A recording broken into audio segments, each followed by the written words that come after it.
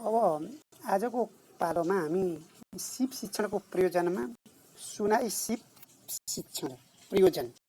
सुनाई सिप शिक्षणको आवश्यकता र प्रयोजनको बारेमा अध्ययन गर्दछौँ,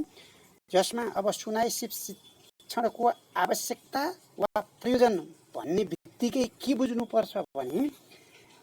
सुनाई भाषाको आधारभूत प्रारम्भिक सिप हो। वक्ताद्वारा व्यक्त विषयलाई श्रोताले सुनेर त्यसकोमा रहेको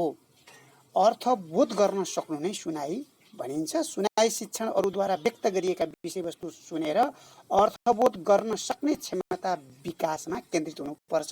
जसलाई बुदागत रूपमा भन्दा वक्ताद्वारा व्यक्त विषयलाई श्रोताले सुनेर अर्थबोध गर्न, सुने अनुसार बोध तथा अभिव्यक्ति क्षमता बढाउन, साहित्यिक विधा सञ्चार माध्यम विभिन्न पाठ विषयवस्तु सुनेर प्रतिक्रिया जनाउन, साहित्यका विधा पाठ तथा अन्य प्रस्तुति सुनी मौखिक प्रतिक्रिया व्यक्त गर्न, विभिन्न विषयहरू सुनी प्रश्नोत्तर गर्न तथा विचार निर्माण गरी व्यक्त गर्न,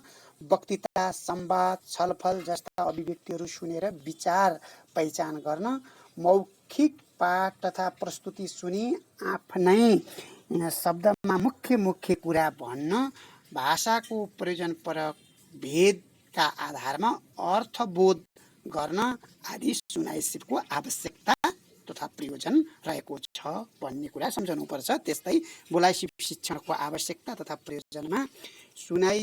पछिको दोस्रो आधारभूत सिप बोलाइ हो। वक्ताको भाषिक प्रकटीकरणको कथ्य रूपलाई बोलाइ भनिन्छ। बोलाइ शिक्षण आफ्ना भावना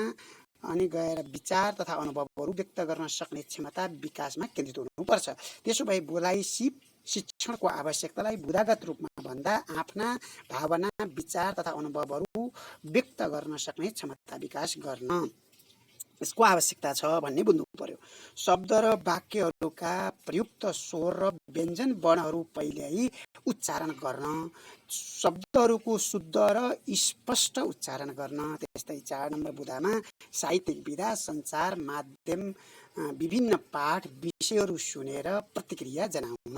साहित्यका विधा पाठ तथा अन्य प्रस्तुति सुनी मौखिक प्रतिक्रिया व्यक्त गर्न, विभिन्न विषयहरू सुनी प्रश्नोत्तर गर्न तथा विचार निर्माण गरी व्यक्त गर्न,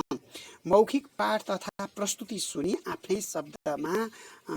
मुख्य कुरा भन्न, देखे सुने भोगे पढेका तथा वातावरणका विषय सिलसिला मिलाई मौखिक वर्णन गर्न, श्रोताको अवस्था प्रस्तुतिको योजना तथा परिवेश अनुसार विचार प्रस्तुत गर्न, गति यतिलाई हावभाव अभिनय तथा बोलाइ पाठको ख्याल गरी मौखिक अभिव्यक्ति गर्न, प्रसङ्ग र सन्दर्भ अनुसार उखान टुक्काको प्रयोग गरेर बोल्न बोलाइ सिपको आवश्यकता रहेको छ भने पढाइ सिपको शिक्षणको आवश्यकता के छ त भन्दाखेरि लिपिबद्ध दृश्यात्मक भाषामा प्रस्तुत गरिएका सूचनाहरूलाई मस्तिष्कले सङ्गठित गरी कथ्य भाषाको ढङ्ग र ढाँचा अनुसार आवाज निकालेर पढ्नुलाई पढाइ भनिन्छ। तल्लो तहमा सस्वर पढाइ बढी उपयोगी हुन्छ भने उच्च तहमा मौन पढाइ बढी उपयोगी मान्न सकिन्छ। त्यसो भए लिखित सामग्रीलाई गति यति लय मिलाएर शुद्ध र स्पष्ट सस्वर वाचन गर्न, लिखित सामग्रीहरू शब्द संवेग सन्दर्भ संवेग र परिवेश मिलाएर पढ्न, मौन पठनको गति विकास गर्ने गरी छिटो छरितो पढ्न, विभिन्न पंक्तिहरूको व्याख्या र सप्रसङ्ग व्याख्या गर्न सक्ने गरी पढ्न, पाठको उद्देश्य सूचना तथा सन्देश पहिचान गर्न सक्ने गरी पढ्न, शब्द भण्डार क्षमताको विकास गर्न, भाषिक सामग्री पढी त्यसको प्रयोजन सन्दर्भ र उद्देश्य पहिचान गर्न, वर्णविन्यास लेख्य चिन्ह सङ्केतका आधारमा शुद्धसँग पढ्न, विभिन्न विधाका सामाजिक सांस्कृतिक सन्दर्भका बारेमा प्रतिक्रिया दिन, पूर्वानुमान अनि गएर निष्कर्ष सारांश संश्लेषण विश्लेषण गर्न सक्ने गरी पढ्न पढाइ सिपको आवश्यकता तथा प्रयोजन रहेको छ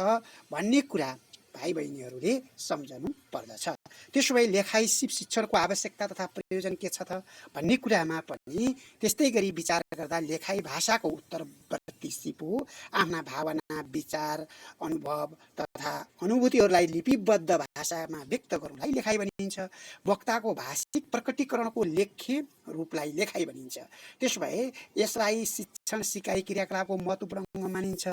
त्यसकारणले अब त्यसो भने लेखाइ सिप शिक्षणको आवश्यकता वा प्रयोजन के हो भन्ने कुरालाई बुदागत रूपमा हामी अझ प्रस्ट्याउन सक्छौँ। वर्णविन्यास र लेख्य चिन्हहरू मिलाएर सफा र शुद्ध स्पष्टसँग लेख्न, विभिन्न